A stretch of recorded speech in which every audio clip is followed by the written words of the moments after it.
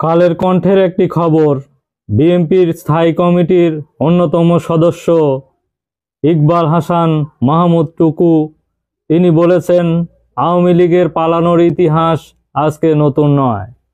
তিনি বলেন, দলের প্রধানমন্ত্রী থেকে শুরু করে মন্ত্রী পরিষদে যারা ছিলেন তারা সবাই প্রথম পালানো শুরু করেছিলেন 1971 সালে এবং সেখানে তারা পালিয়ে ভারতে চলে যান এবং ভারতে গিয়ে বিভিন্ন হোটেল ভাড়া করে সেখানে আনন্দ উল্লাসে ছিলেন। আর বাংলাদেশ তখন স্বাধীনতার যুদ্ধ করতেছিল। তাদের পালানোর ইতিহাস আজকে 2024 সালে নয়, তাদের পালানোর ইতিহাস 1971 সাল থেকেই শুরু হয়েছে বলে ঘোষণা করেছেন বিএনপির অন্যতম স্থায়ী কমিটির সদস্য ইকবাল হাসান মাহমুদ টুকু। তিনি বিএনপির একসময় প্রতিমন্ত্রী ছিলেন। 14 ডিসেম্বর রাজধানী আসাদগেট এলাকায় বাসভবনে দেয়া এক সাক্ষাৎকারে তিনি এসব কথা বলেছিলেন, কিন্তু আজ কালের কণ্ঠে এই খবরটি প্রকাশ করা হয়েছে।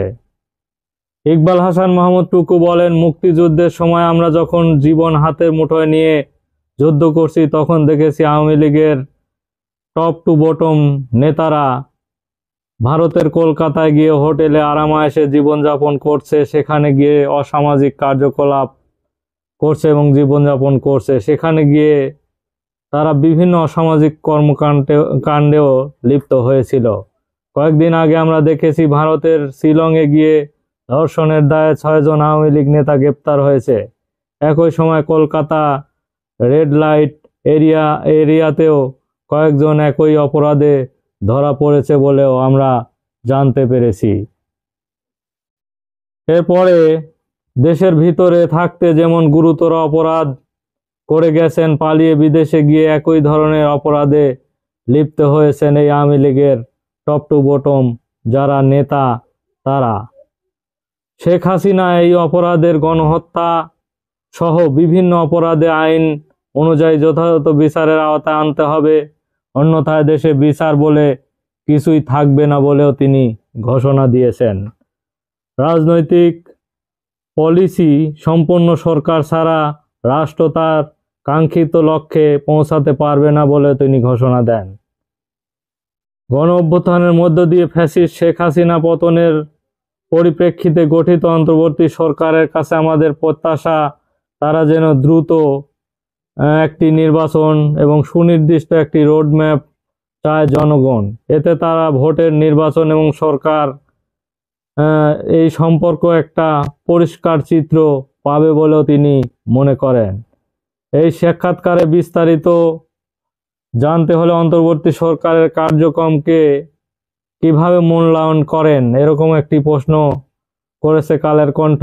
ইকবাল হাসান মাহমুদ টুকু বলেন, বিভিন্ন দৃষ্টি না দিয়ে দ্রব্যমূল্য নিয়ন্ত্রণ এবং আইন শৃঙ্খলা প্রতিষ্ঠায় মনোযোগ দিয়ে অন্তর্বর্তী সরকারের কার্যক্রম জনগণের কাছে বেশি গ্রহণযোগ্য পেত বলে তিনি মনে করেন। খুনি হাসিনার আমলে পরপর 4টি নির্বাচনে জনগণ ভোট দিতে পারেনি। জনগণের ভিতরে এই ক্ষোভ তৈরি হয়েছে। অন্তর্বর্তী সরকারের 4 মাসের বেশি সময় অতিবাহিত হয়েছে। এই সময়ের মধ্যে তারা দায়িত্ব ছিল একটি নির্বাচন সরকারের হাতে এবং শাসনভার অর্পণের জন্য তারা করণীয় তা সম্পন্ন করা।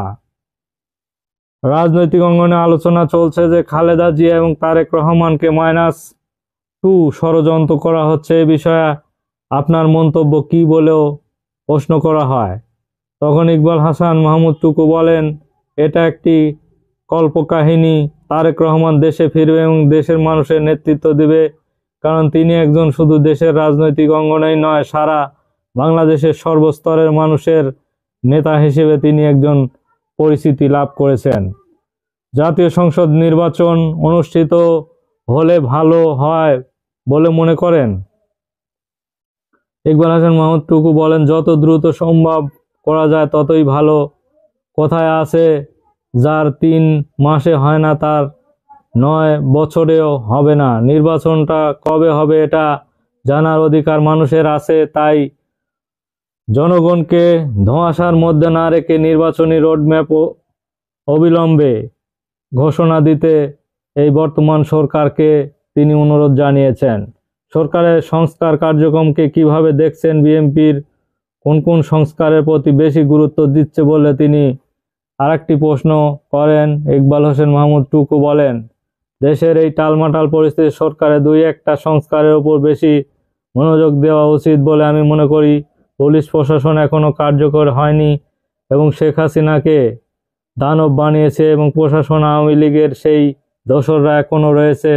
সুতরাং প্রশাসন এবং আইন শৃঙ্খলার প্রতি বাড়তি মনোযোগ দেওয়া প্রয়োজন বলে আমি মনে করি। তিনি বলেন, নির্বাচনের পর বিএনপি জাতীয় সরকার গঠনের প্রতিশ্রুতি দিয়েছে, এই বিষয়টা আপনি কিভাবে দেখছেন বলে আরেকটি প্রশ্ন করা হয়।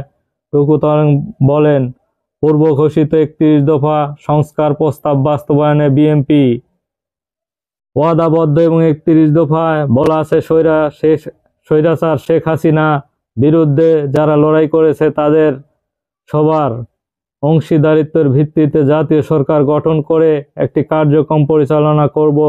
এই প্রতিশ্রুতি বাস্তবায়নে বিএনপি অঙ্গীকারবদ্ধ বলেও তিনি ঘোষণা দেন। ইতিমধ্যে ছাত্রলীগকে নিষিদ্ধ করা হয়েছে।